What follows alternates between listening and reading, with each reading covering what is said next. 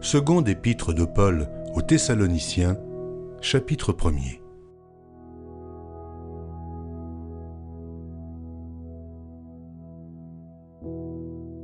Paul et Sylvain et Timothée à l'église des Thessaloniciens, qui est en Dieu notre Père et en Jésus-Christ le Seigneur.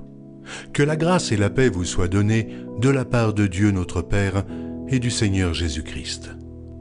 Nous devons à votre sujet, frères, rendre continuellement grâce à Dieu, comme cela est juste, parce que votre foi fait de grands progrès, et que la charité de chacun de vous tous à l'égard des autres augmente de plus en plus.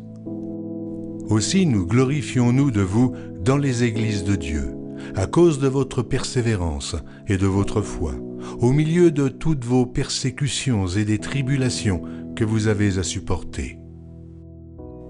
C'est une preuve du juste jugement de Dieu, pour que vous soyez jugés dignes du royaume de Dieu pour lequel vous souffrez.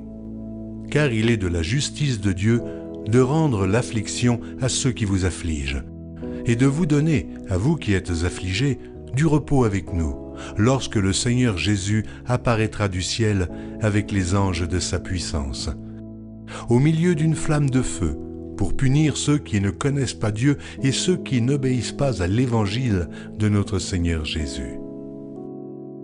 Ils auront pour châtiment une ruine éternelle, loin de la face du Seigneur et de la gloire de sa force, lorsqu'il viendra pour être, en ce jour-là, glorifié dans ses saints et admiré dans tous ceux qui auront cru, car notre témoignage auprès de vous a été cru.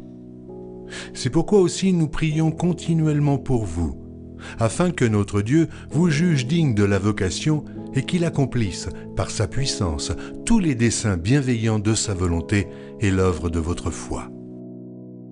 Pour que le nom de notre Seigneur Jésus soit glorifié en vous, et que vous soyez glorifiés en lui, selon la grâce de notre Dieu et du Seigneur Jésus-Christ.